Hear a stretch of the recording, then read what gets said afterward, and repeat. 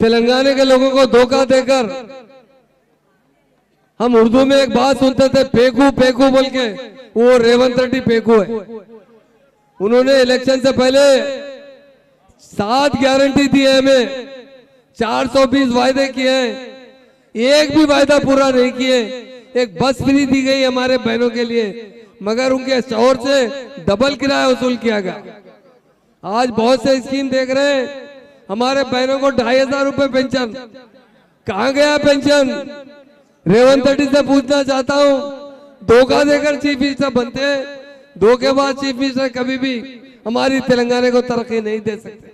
हमारे महान और महात्मा लीडर केसीआर साहब ने तेलंगाना भी हासिल किया और तेलंगाना के अवाम को कार में बिठाने की कोशिश की, मगर रेवंत रेड्डी साइकिल भी देना नहीं चाहते, पैदल भेजाना चाहते हैं। ये रेवंत रेड्डी है। कभी भी कांग्रेस 1-2 साल नहीं, 50 साल हमारी तेलंगाना में हुकूमत की, हमारे साथ धोखा किया गया। 1953 में तेलंगाना को आंध्रा में मिलाया गया, यही कांग्रेस थी। जब हमारे केसीआर साहब ने मरण बैठा 9-11 दिन के लिए, तो जब तेलंगाना का ऐलान हुआ, चिदम्बरम साहब कहा Telangana process will be start. ये महान और महात्मा लीडर केसीआर साहब है, तेलंगाना आवाम के गॉड फादर है। हमारे बहनों के लिए मैं कहना चाहता हूँ, केसीआर साहब ने सुनीता मैडम, गोपीनाथ साहब की अहलिया को टिकट दिया है। हमारा फर्ज बनता है, आज जब हम यहाँ देख रहे हैं सरों का समंदर, तो हमारी बहनें बहुत ज्यादा है। ये बहनों के लिए तेलंगाना लाए और बहनों को तरक्की दिलाना हमारे केसीआर साहब का जो इरादा है, उसे हम कामयाब करने के लिए फिर से एक बार केसीआर साहब को चीफ मिनिस्टर बनाना चाहिए। और मैं तमाम रहमताबाद के भाइयों बहनों से कहना चाहता हूँ, केसीआर साहब ने आपके लिए इतने स्कीम लाए, कोई आदमी, गरीब आदमी कभी भी परेशान नहीं रहा। केसीआर साहब के जमाने में हमारे जेब में पैसे थे और आज पूरे पैसे गायब हो गए। रेवंत रेड्डी पूरा चकले लगा दिए हमारी स्टेट को और आज गरीब स्टेट बना दिए। हमारे भाई हमेशा खुशहाल जिंदगी गुजारते थे।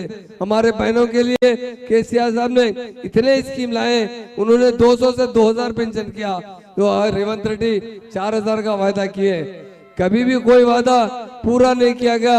ये स्कूटी देखिए, अगर सोनिया मैडम नहीं, प्रियंका मैडम आके गए कि हम तमाम बहनों बच्चियों को स्कूटी देंगे, कहाँ गई स्कूटी, कहाँ गई? हर तरीके से हमें वायदे किए गए, सारे के सारे झूठे वायदे किए गए। आज हमें उनसे बदले लेना चाहिए। आज खास तौर से मेरे बहनों से मैं यही गुजारिश करता हूँ, आपकी बहन सुनीता मैडम को भारी मेजॉरिटी से जिताइए। अगर आप यहाँ से बीआरएस पार्टी को जिताएंगे, ये गुलाबी खंडवे को जिताएंगे, तो हमसे जो वायदे, झूठे वायदे किए, उसे अमलावरी करना पड़ेगा। तमाम वायदे हम दिलाकर रहेंगे। ये हमारे महान लीडर केसीआर साहब एक महान इंसान है और केटी रामाराव एक डायनामिक लीडर है, भी कुछ देर में आएंगे, आपको बताएंगे कि कितने वायदे रेवंत रेड्डी ने किया है। रेवंत रेड्डी हर एक के साथ, कोई इंसान नहीं छूटा, हर एक को वायदे किए गए, पर सारे के सारे झूठे वायदे किए। कर्नाटक में जीतने के बाद इसी वायदों से जीता है, तेलंगाना में भी जीत हासिल की है, मगर ये जीत 2 साल के अंदर पता चल गया ये झूठे वायदे कब तक चलेंगे। झूठ बोलना आसान है, अमल करना बहुत मुश्किल है। हमारी बहनों के लिए किसी किस्म की स्कीम नहीं लाई गई। केसीआर साहब ने हर तरीके से हमारे बहनों को और हमारी बहन को केसीआर किट दिया जाता था डिलीवरी के बाद, कहाँ गया वो किट? कभी उन्हें कोई मदद नहीं की गई। आज तमाम के तमाम स्कीम जो केसीआर साहब ने इम्प्लीमेंट किया था, शादी मुबारक पर 1 तोला सोना देने का वायदा किया, वो भी झूठा वायदा कर असल पैसे भी नहीं दिए जा रहे। केसीआर साहब 1 लाख रुपए SC ST BC माइनॉरिटी और ब्राह्मण भी रहो, गरीब हर के घर में जब शादी होती थी तो 1 लाख रुपए दिए जाते थे। मैं तमाम मेरे भाइयों से, मेरे बहनों से हाथ जोड़ के अपील करना चाहता हूँ, ये कार का निशान को उड़ दीजिए, यही आपका मुस्तकबिल रोशन कर सकती है। ये रेवंत रेड्डी कांग्रेस यहाँ 50 साल हुकूमत की है, कभी भी हमारे भाइयों, हमारे बहनों के बारे में, डेवलपमेंट के बारे में कभी नहीं सोचा। अगर सोचने वाले कोई महान लीडर है वो केसीआर साहब है।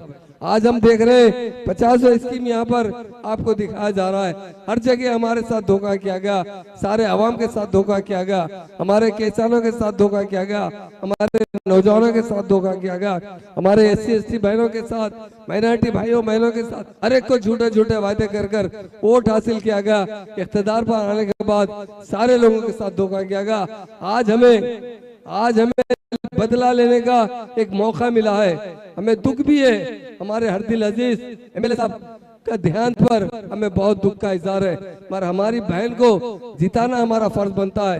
मैं तमाम भाइयों और बहनों से कहता हूं, हमारे गोपीनाथ साहब की अहलिया सुनीता मैडम को भारी मेजॉरिटी से जिताइए। कांग्रेस की मुकम्मल जमानत जब्त होना चाहिए। आज हर एग्जिट पोल में हमें 80% जीत बताया जा रहा है। यकीनन ही हमारे भाइयों बहनों को देखकर हम यकीन से कहते हैं, हमारे कायदीन भी यहाँ पर मौजूद है, हम 100% दावे के साथ कहते हैं कि जहाँ हमारे बहनें साथ देती है ना, यकीनन हमें कामयाबी मिलती है। मैं तमाम बहनों का दिल की गहराइयों से शुक्रिया अदा करता हूँ। आज यहाँ का समंदर ये बता रहा है कि हम KCR साहब के साथ हैं, गुलाबी खड़वे के साथ हैं और KCR साहब की कार को जिताएंगे और बड़ी मेजॉरिटी से जिताएंगे।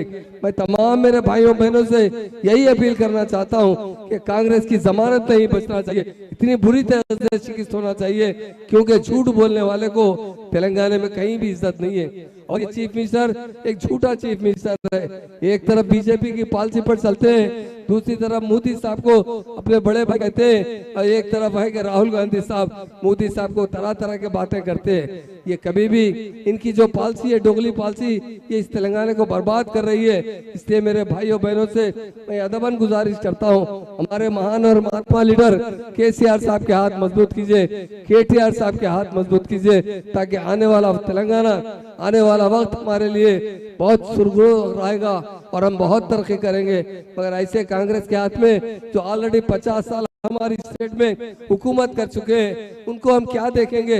हमेशा धोखा देते रहे, कभी भी फिसादात करवाते रहे। KCR साहब ऐसे महान इंसान थे, 2014 से 2024 तक एक भी दंगा फिसाद नहीं हुआ, अमन से हम लोग रहे और शांति के साथ हमारी स्टेट में रहे। और हमारी स्टेट की तरक्की परेड इनकम इंडिया में नंबर 1 लाने वाले कोई महान और महात्मा लीडर KCR साहब है। KTR साहब अभी कुछ देर में आएंगे, आप लोगों को एड्रेस करेंगे। यकीनन वो भी बहुत चमकते सितारे हैं। जितने चीफ मिनिस्टर्स हैं हमारे हिंदुस्तान में, उन तमाम के बच्चों को देख लीजिए और KTR साहब को देख लीजिए। KTR साहब आने वाला फ्यूचर है, बहुत अच्छे इंसान है, बहुत अच्छे स्पीकर है और हैदराबाद को उन्होंने हिंदुस्तान में सबसे ज्यादा शोहरत दिलाने के लिए जिस तरह हैदराबाद की तरक्की पर काम किया है, हमारे कई लोग हाईटेक सिटी आकर यही कहते थे ये इंडिया नहीं है, ये तो अमेरिका नजर आ रहा है। मैं तमाम मेरे भाइयों से, मेरे बहनों से अपील करना चाहता हूँ, आपका एक वोट भी नहीं जाना चाहिए, कांग्रेस की जमानत नहीं बचना चाहिए।